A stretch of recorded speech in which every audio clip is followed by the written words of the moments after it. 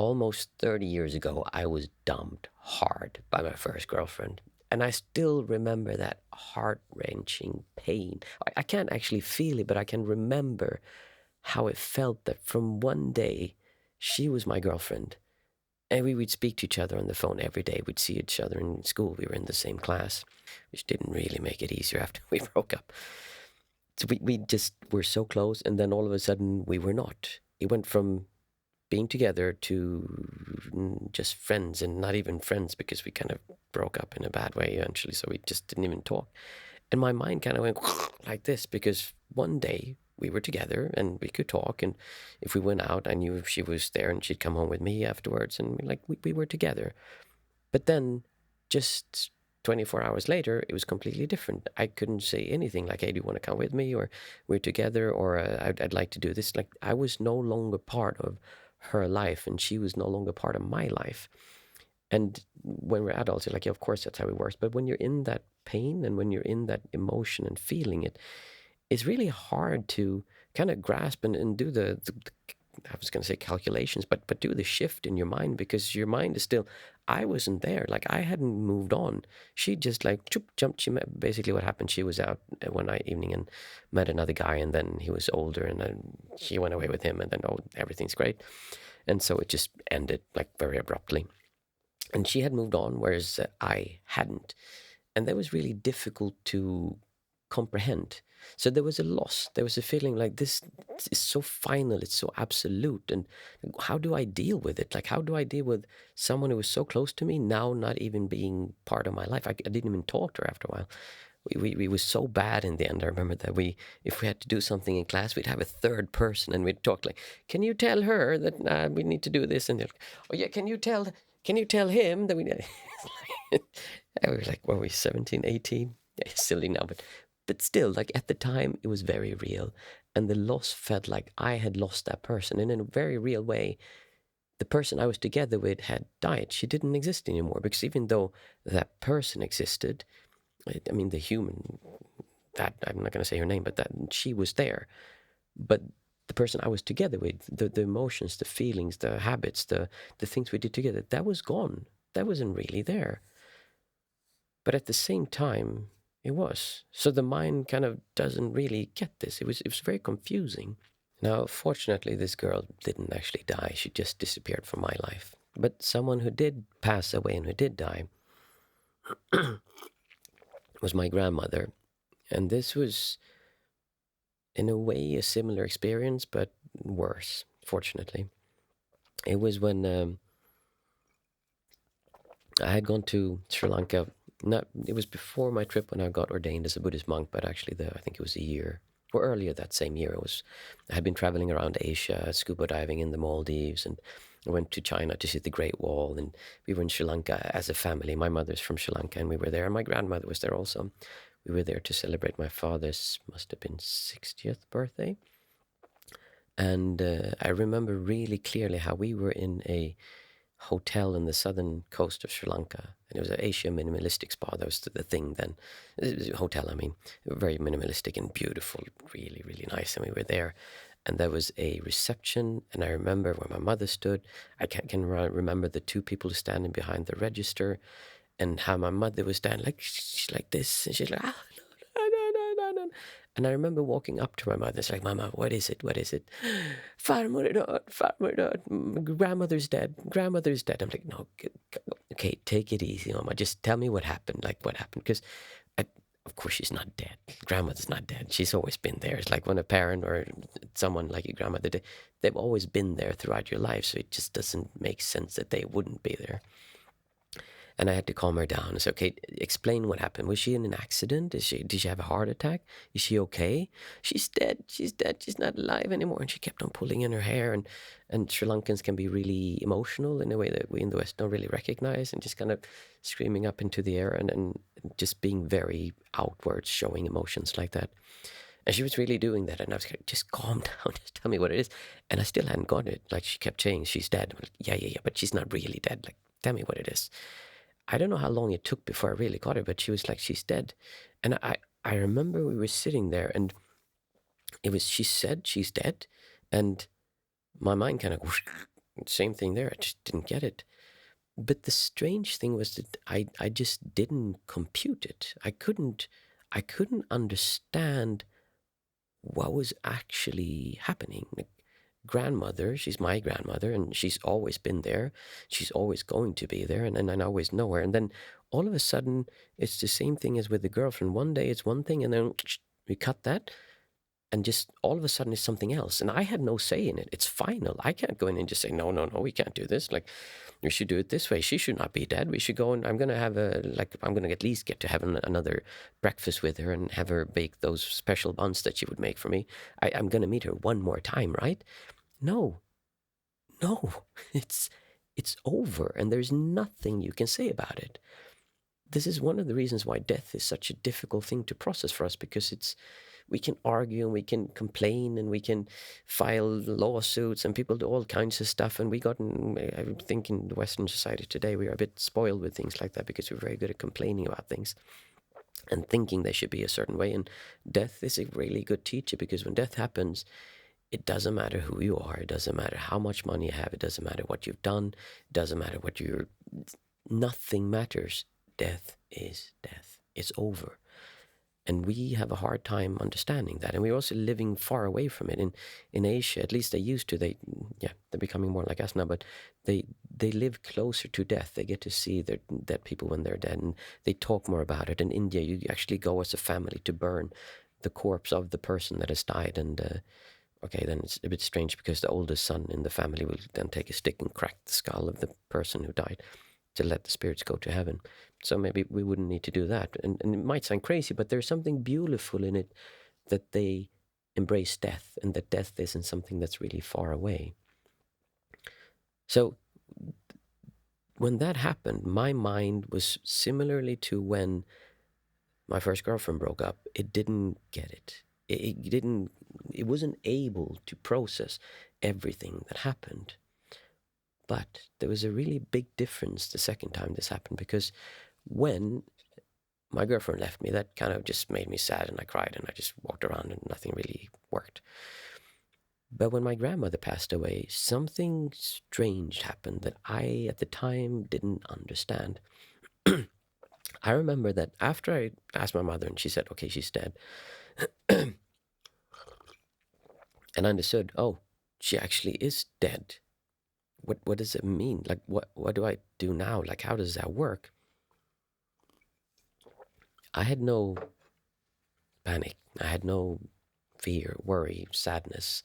I couldn't cry. I didn't get anything. It was just, everything just was. And I was just standing there. Oh, okay, so she's dead.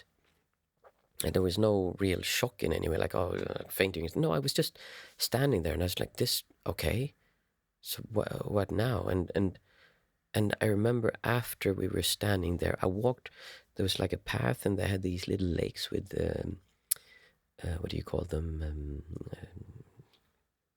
I can't come up with it. Like, lotus flowers, of course, lotus flowers. I'm a Buddhist. I mean, I used to be a Buddhist monk. I should know about lotus flowers, everything. And it's so symbolic in Asia.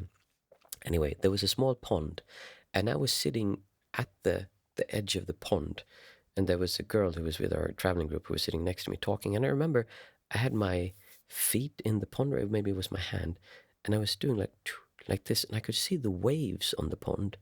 It's like, wow, that is a absolutely gorgeous pond.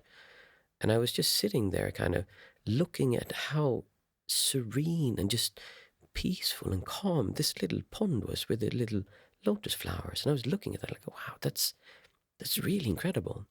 But I couldn't feel any sadness. I couldn't feel any. And my mind, since at that time I hadn't meditated much. I mean, I had done meditation, but not really. I mean, I meditated 20 minutes here and there, maybe for a while. But it's like, yeah, compared to now, it's like I would consider myself not having really meditated.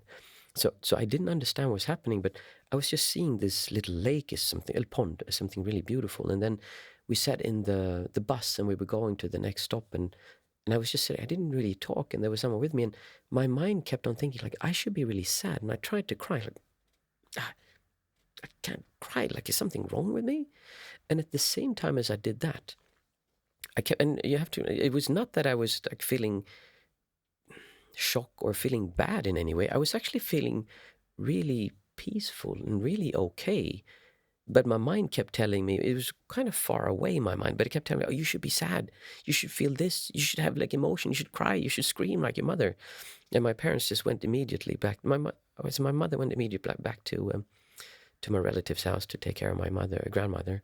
And I was on a bus. We had rented a bus because we were a group of people, friends from Sweden who were traveling there for my father's birthday. And as we were sitting and watching out the window, there were all these palm trees and the ocean was going by. And I remember how incredibly beautiful it seemed, just much more than normally. I was just watching the colors and I would watch the shadows drive by and I could feel the air conditioning on my skin and I could see all the waves and the wind blowing on the palm trees, people walking, and I just felt like this peacefulness.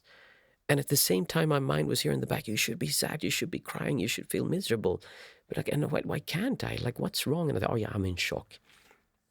At the time, I didn't understand it. But this was what I would now call a non-centric experience, or what's commonly referred to a non-dual experience.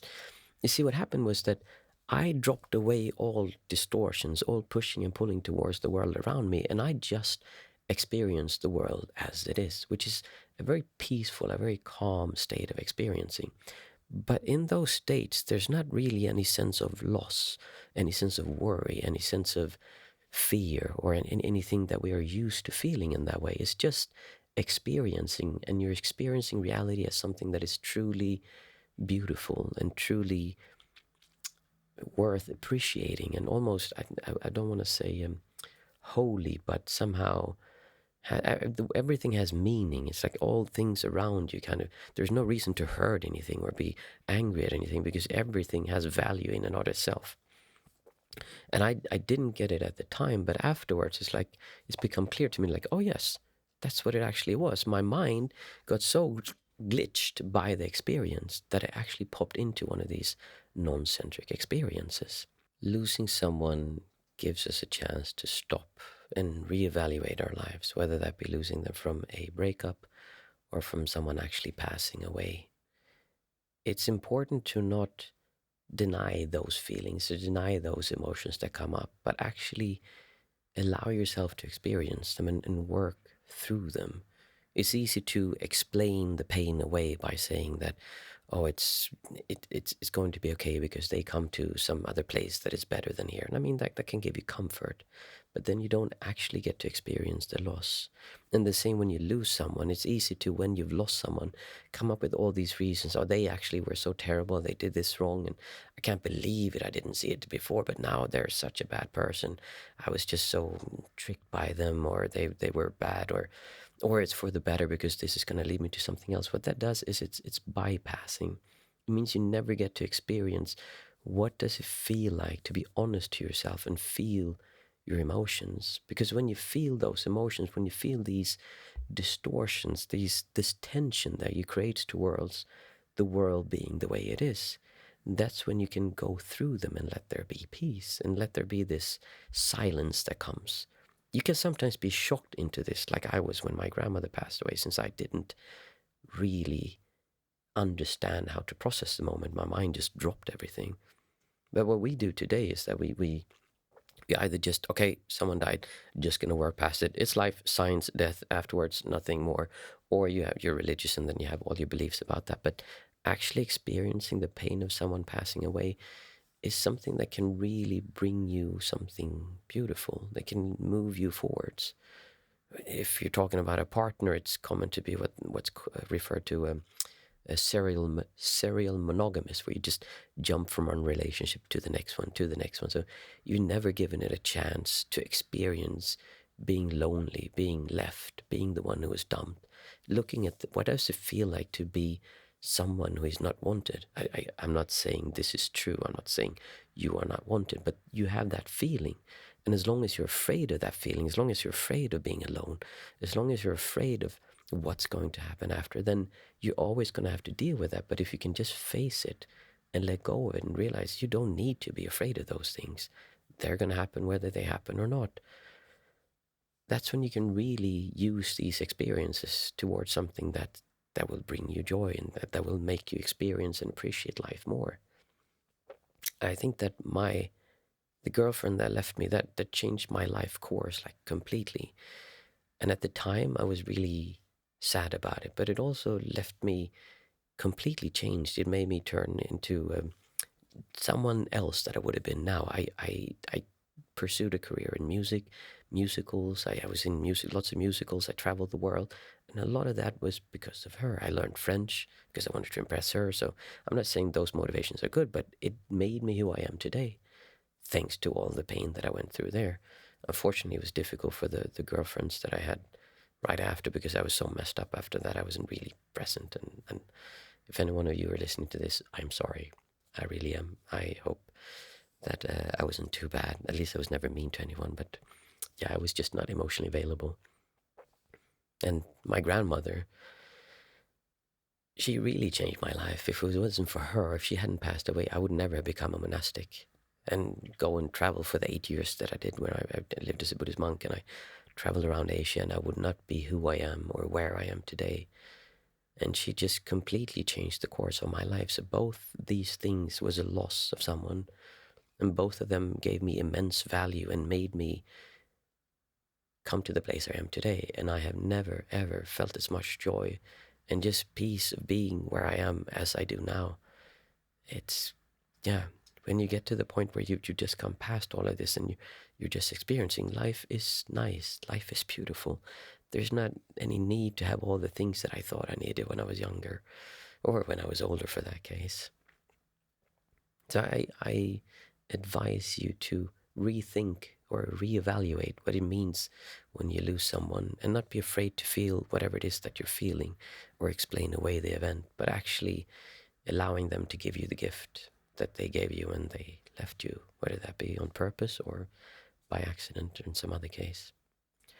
One of the things that would have really helped me understand what was happening when I dropped into my first non-centric experience would have been if I had some kind of meditation practice, if I would have known how to look inside and just understand what I'm experiencing. Because we're not used to feeling what we're feeling. We're just like caught up in our thoughts and caught up in our outer world, what's supposed to happen. But actually going inside and tuning into this tension that I said that we have towards everything is something we're not used to doing. And if this is something that you would like to do, then we have guided meditations twice per week. On Mondays, we have guided meditations at 8 o'clock.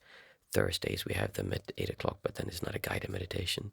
And you can ask questions afterwards, and it can help you to get into a practice where you can see these things for yourself.